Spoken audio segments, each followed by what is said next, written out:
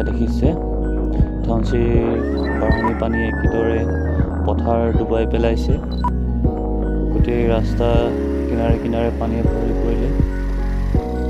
এয়া হ'ল ধনশিৰি নদীৰ পাৰ।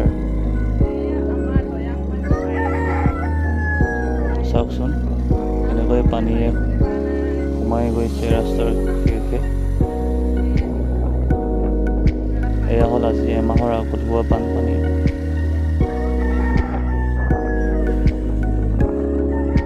এইবছৰ ধান বহুত ভাল হৈছিল যদিও বাঢ়নীয়ে পানীয়ে পথাৰত ধান বুৰাই পেলালে।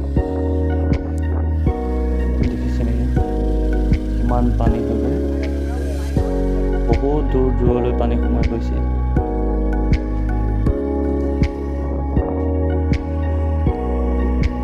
বহুতৰ কষ্টৰ ফল পানী